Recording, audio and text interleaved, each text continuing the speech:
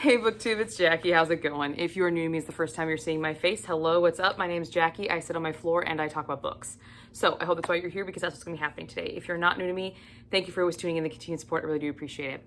So today for you, I have my weekly wrap up. This is week 19. So this is from May 7th through May 13th. Pretty sure those are the right dates. If I'm wrong, I'm sorry. I know it's week 19. But this week I did not get anything complete because I had a very, very busy week. I recently purchased a deck set for my deck and I was getting that ready and put together and all that fun jazz for my birthday party, which was on the 13th. My birthday is on the 15th and I was celebrating with all my friends on the 13th.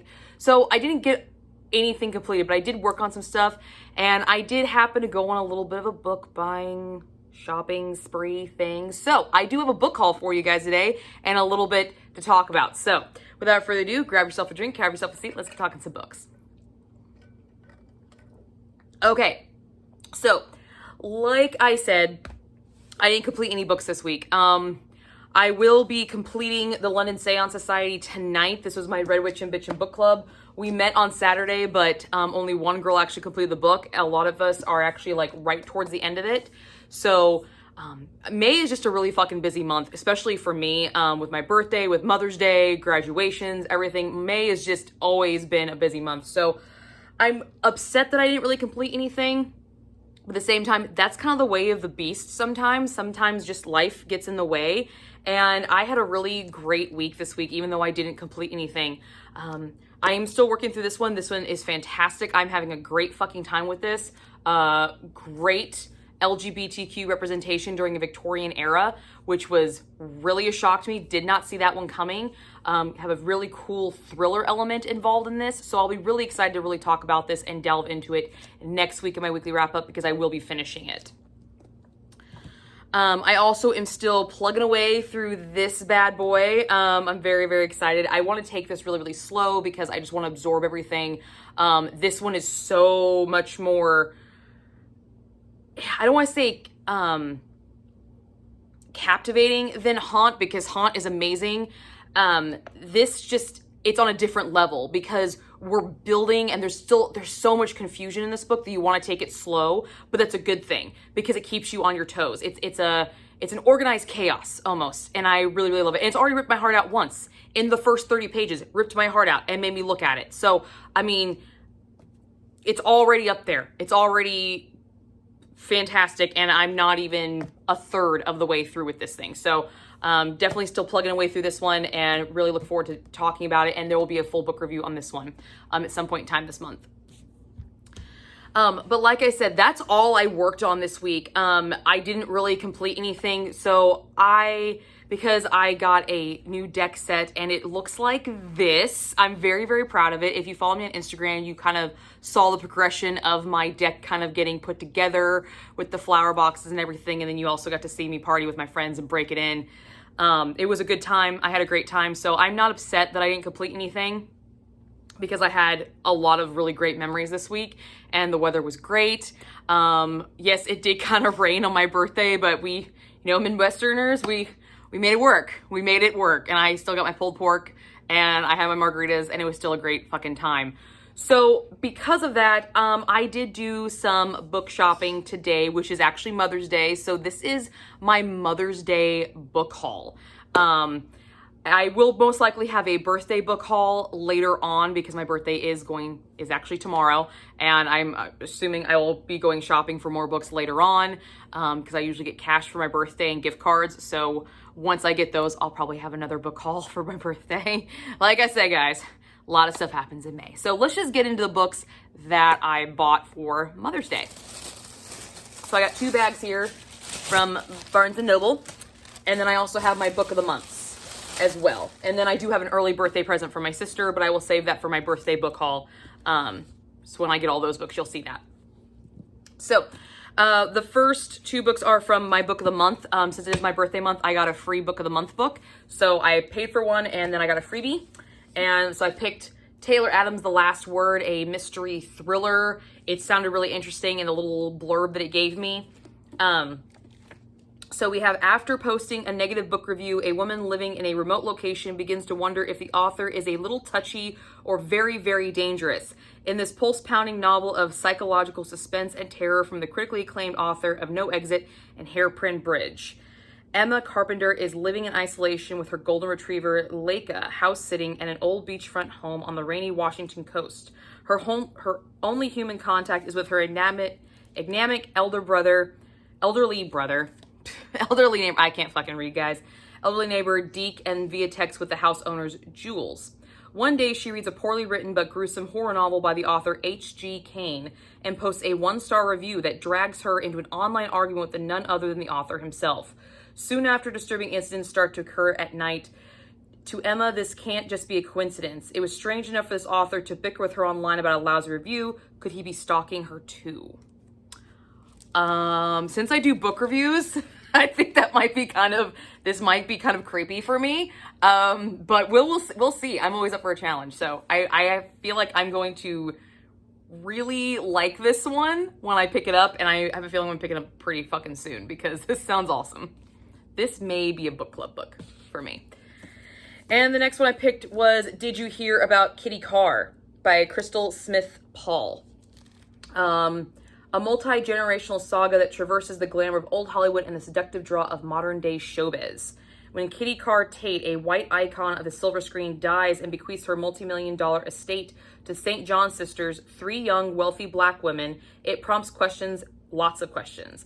A celebrity in her own right, Ellis St. John would rather focus on sorting out Kitty's affairs than deal with the press. But what she discovers in one of Kitty's journals rocks her world harder than any other brewing scandal could.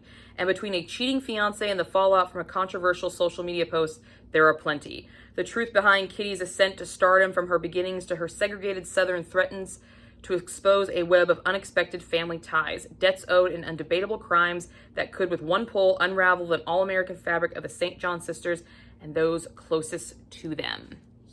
Yeah, that sounds awesome. That sounds really, really intriguing and really, really good time.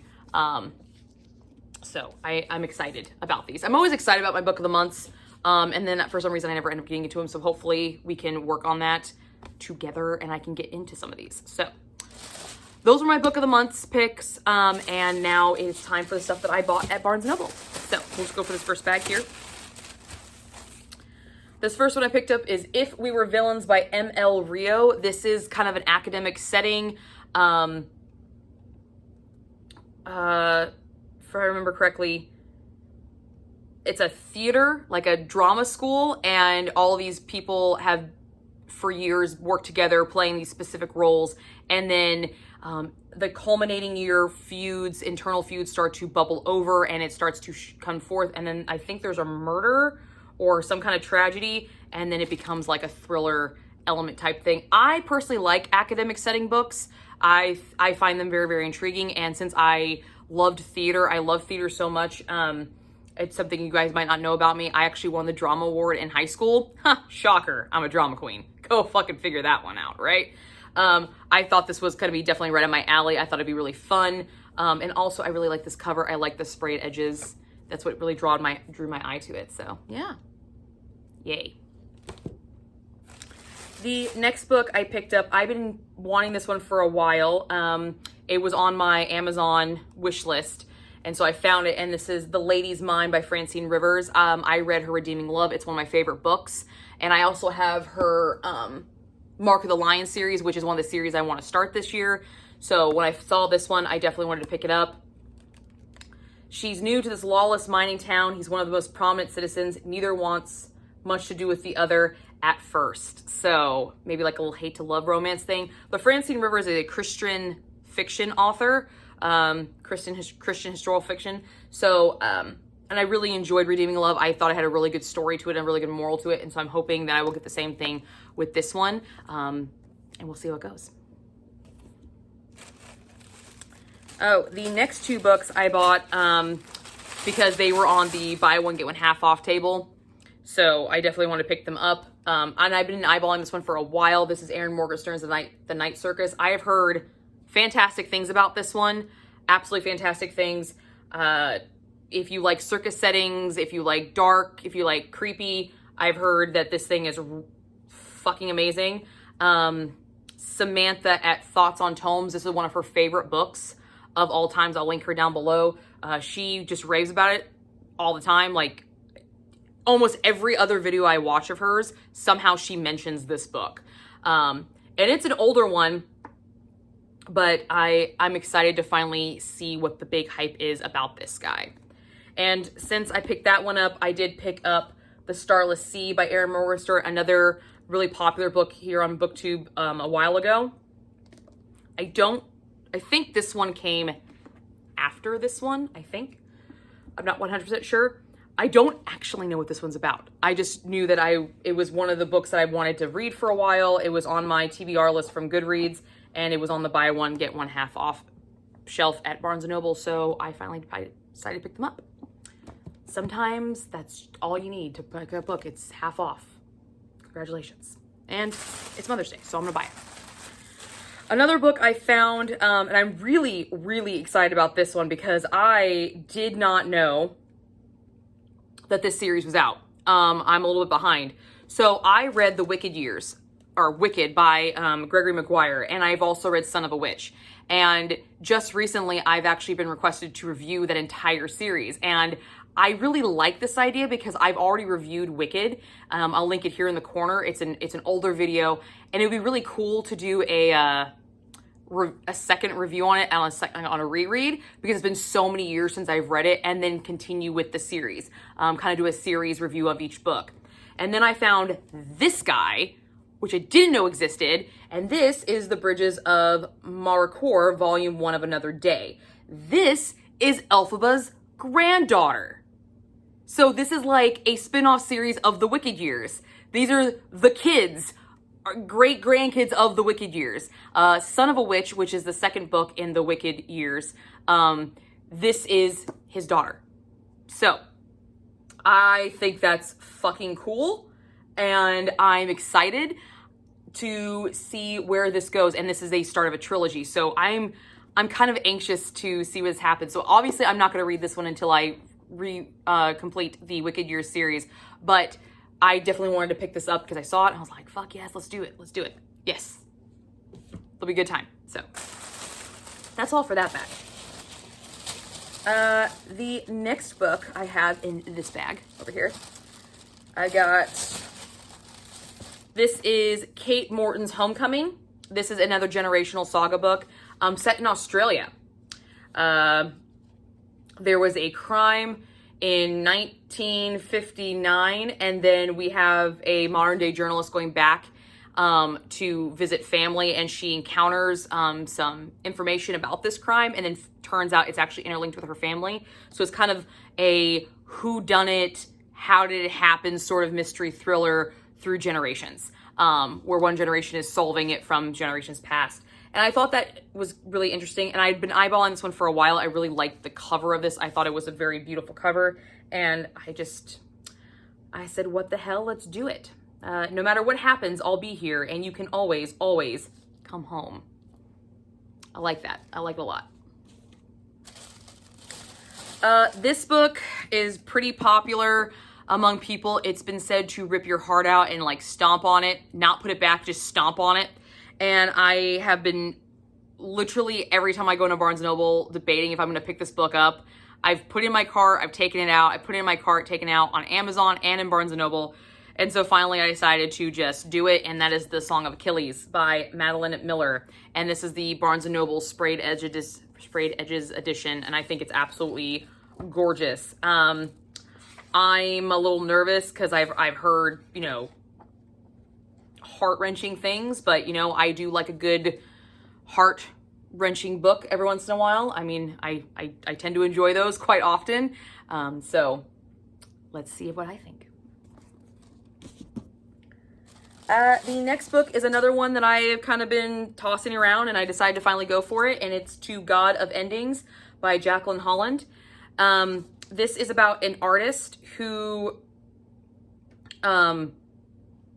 she learns some hidden truths about her past, and she uses art to kind of convey the story. By turns suspenseful and enchanting, this astonishing first novel weaves a story of love, family, history, and myth as seen through the eyes of one immortal woman. She uses art, and she is immortal. I'm pretty sure. I'm pretty sure she's immortal. Let me double check that. Yes.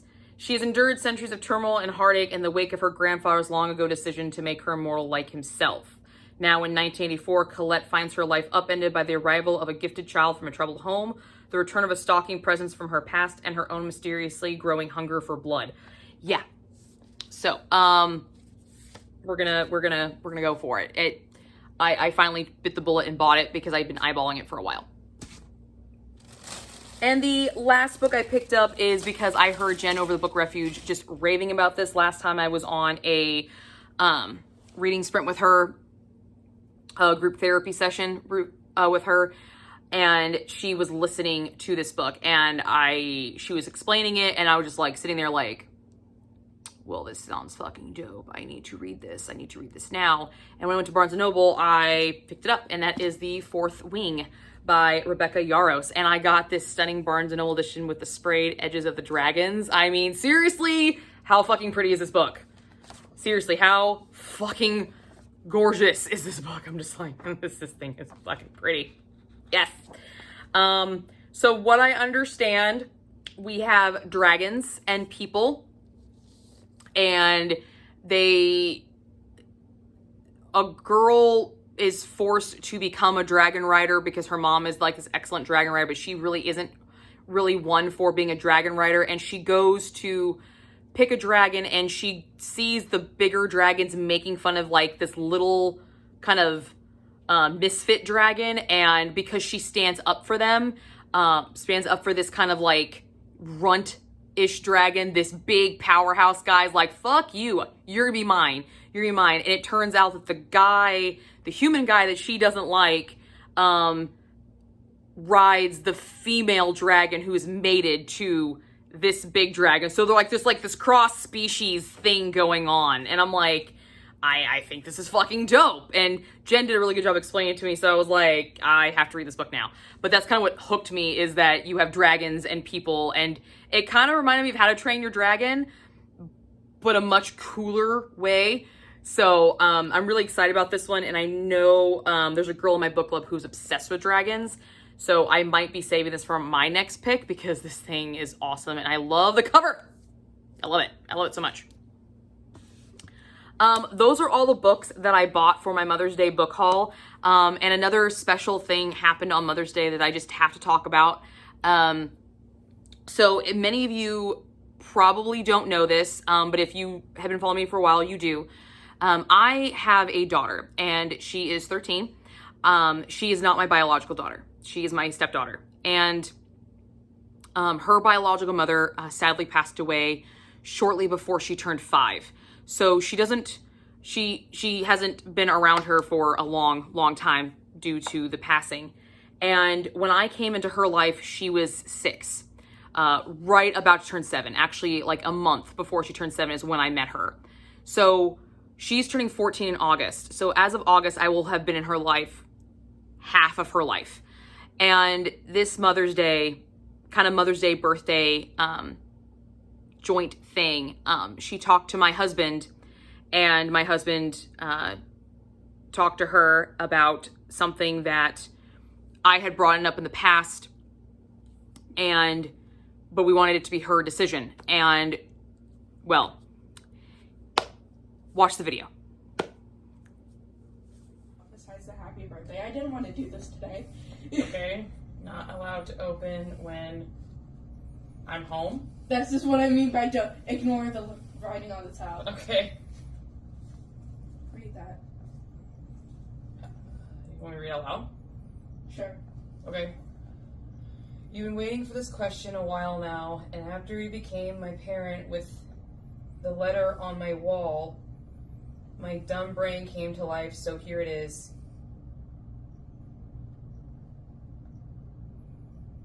Jackie, will you adopt me? Yeah. Yes! So, I hope you guys enjoyed that. That was the highlight of my Mother's Day and my birthday and pretty much my year.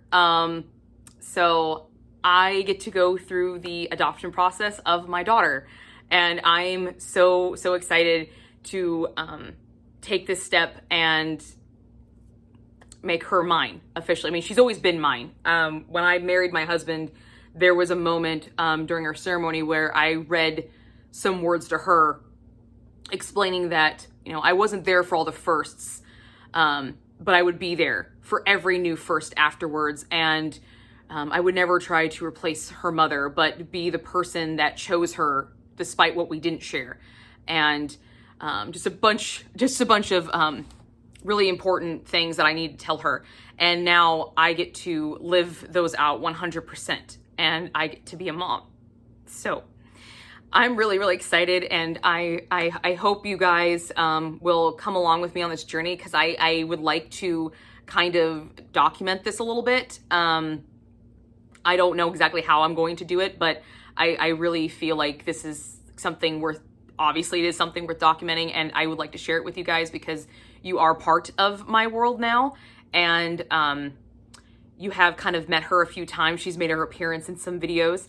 And she really supports me doing this as well. She always asks me what kind of books I'm reading and what authors I'm working with and everything. And a lot of you who have become my friends ask me about her, and so I just wanted to share it with you guys as well. But that is what I have for you guys this week. So obviously I did not complete anything, but I had literally one of the best weeks of my life. And it's just gonna be cloud nine from here. So I will see you guys all soon with another video.